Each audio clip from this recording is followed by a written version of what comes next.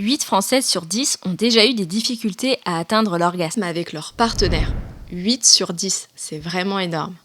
Comment expliquer que tant de femmes ont des difficultés à atteindre l'orgasme en duo? Et surtout, qu'est-ce que vous pouvez faire concrètement pour y remédier? OUI est une école en ligne dédiée à la sexualité, au plaisir et à l'orgasme.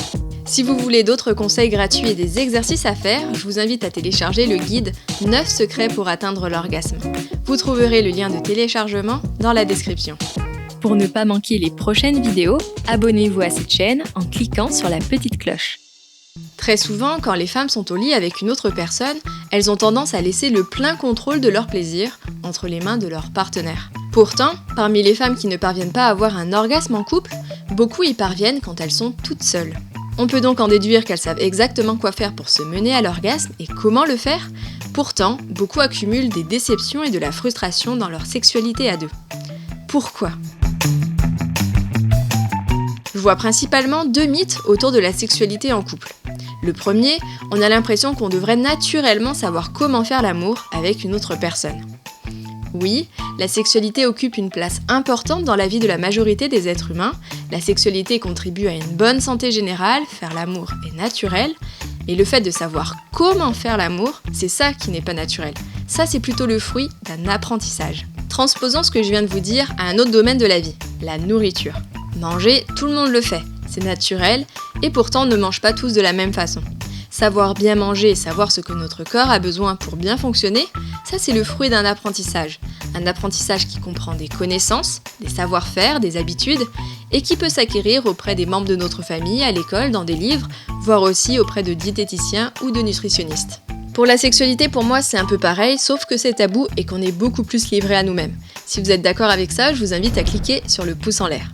Le deuxième mythe qui est très répandu, c'est l'idée selon laquelle si on a une bonne relation avec l'autre, si on s'entend bien, si on s'aime, alors on ne devrait pas avoir de problème dans la sexualité. Tout devrait fonctionner dans la joie et la fluidité. Il y a par exemple énormément de personnes en couple qui se mettent à s'inquiéter dès lors que leur partenaire ressent moins de désir sexuel.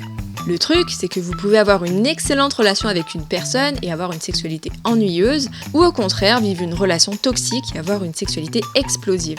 Il y a donc 2 choses à distinguer. D'un côté l'amour, le véritable, et de l'autre la sexualité et le plaisir. Bien sûr, les deux peuvent se combiner. Avoir une bonne relation avec une autre personne ne garantit donc pas que sexuellement ça va bien se passer.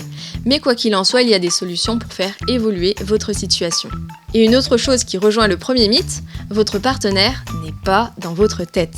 Votre partenaire peut sincèrement vous aimer sans forcément savoir ce que vous ressentez ou ce dont vous avez besoin. Bref, votre copain ou votre copine n'a pas réponse à tout. Vous êtes une personne unique. Il n'y a pas de mode d'emploi universel qui permettrait de faire jouir toutes les personnes sur cette terre. Alors commencez déjà par vous connaître vous-même, puis élargissez votre répertoire sexuel. Et une fois que vous savez comment vous fonctionnez, une fois que vous avez identifié quels sont les fantasmes, quels sont les gestes et quelles sont les pensées qui vous aident à atteindre l'apogée du plaisir sexuel, ça sera beaucoup plus facile ensuite de les partager à votre partenaire. Parmi les femmes qui n'arrivent pas à atteindre l'orgasme, souvent ce que je remarque, c'est qu'il y a des peurs. Il y a beaucoup de peurs qui peuvent se retrouver dans la sexualité. La peur d'être ridicule, la peur d'être jugée, la peur d'être moquée, la peur de mal faire. Ces peurs peuvent venir de plein de sources différentes, que ce soit les relations passées, les dynamiques de la relation actuelle, des abus sexuels, voire aussi un manque de confiance en soi plus global. Les peurs et les insécurités activent la réponse de stress de votre système nerveux et la réponse de stress, comme on le sait dans la littérature scientifique, peut nuire au bon fonctionnement sexuel à n'importe quelle étape, que ça soit au niveau du désir, mais aussi en limitant ou en bloquant le plaisir et l'orgasme. Pour pouvoir ressentir le meilleur plaisir sexuel, pour pouvoir ressentir de beaux orgasmes, vous aurez plus de chances d'en obtenir si votre système nerveux est sur le mode de la réponse d'apaisement.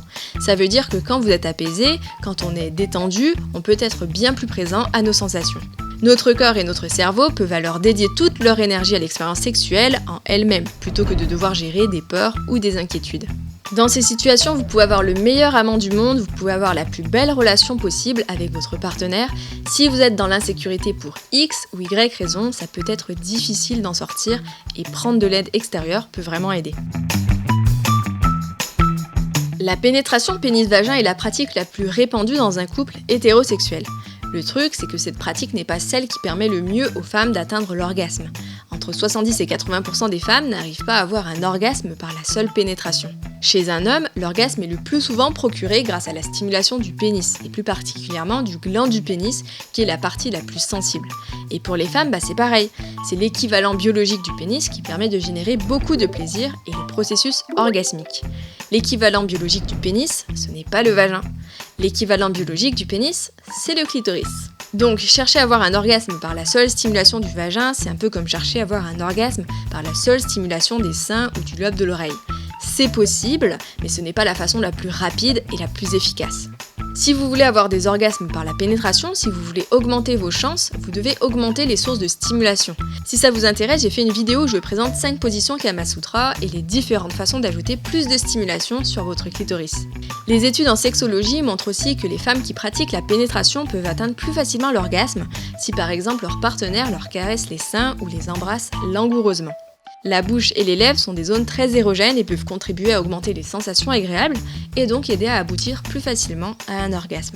Mais parfois quand on est en couple, on a des habitudes bien instaurées, y compris dans la chambre à coucher, et ça peut être difficile de renverser, de faire évoluer des habitudes qui sont bien ancrées. La bonne nouvelle, c'est que vous avez du pouvoir sur votre situation et que vous pouvez améliorer votre sexualité. Comment ? En vous informant comme vous êtes en train de le faire, mais aussi en développant vos compétences. En développant par exemple votre capacité à lâcher prise, en découvrant de nouvelles techniques, en améliorant votre communication et bien sûr et surtout en passant à l'action. Si vous avez envie de remettre les compteurs à zéro, si vous voulez apprivoiser l'orgasme à deux, OUI a créé le programme Orgasme Duo. Ce programme a pour objectif de vous aider à atteindre l'orgasme en couple. C'est un programme progressif qui dure 7 semaines et qui va vous permettre de vivre des expériences différentes de ce que vous avez probablement l'habitude de faire. Si ça vous intéresse, je vous invite à en prendre connaissance en consultant le site oui.fun. Si vous avez la moindre question, n'hésitez pas à m'écrire, ça va me faire plaisir de vous répondre personnellement. Je vous dis à bientôt et prenez soin de vous. Pour ne pas manquer les prochaines vidéos, abonnez-vous à cette chaîne en cliquant sur la petite cloche.